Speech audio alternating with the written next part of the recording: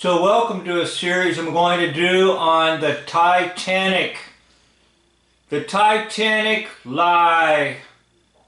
One of the biggest lies told early in the 1900s of American history and British history and ultimately world history. So yes, the Titanic was a lie, a hoax. And I'm going to begin to offer to you some evidence of this media atrocity. And we're going to see evidence right here with an individual by the name of Dorothy Gibson. And then there were the dramatized films. Well, the first Titanic film was produced in New York in just within a month or so of the disaster. It was called Saved from the Titanic. Take a look at the smile on his face. He knows it's all a hoax.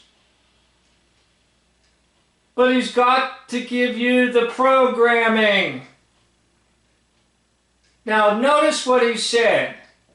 The very first film to come out is exactly 1 month after the disaster. Starred a young lady who had actually been a passenger on board the Titanic, Dorothy Gibson. The film was planned, written. She was an actress too, by the way. In other words, she couldn't wait to get out and make a film about a disaster that never happened.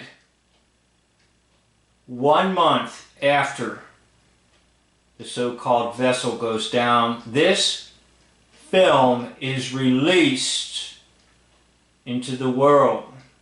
Now they say there are no surviving copies of it. And shot in 3 weeks and released on May the 14th, 1912. No print of this film survives. It was made by Eclair, a French film company. Dorothy Gibson had been saved in lifeboat number 7, which was... Lifeboat number 7! 7 is the Zion mind weapon.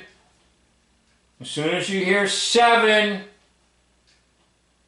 it is an immediate cut through logic. Go into your brain, your thought process, and give you a lie. Now think about this. 1 month afterwards, an individual who's on it can't wait to make a movie about it. Launched at 12:45 a.m. with only 28 people on board. Here she shows the location of the sinking. And here she wears the same clothes in which she was saved from the Titanic. Isn't that something? The same clothes. Now usually in the Bible, clothing is representative of righteousness. In this case I would say unrighteousness. Liar. Here she's greeted by her father and her boyfriend, Ensign Jack. And these are the Eclair Studios in New Jersey.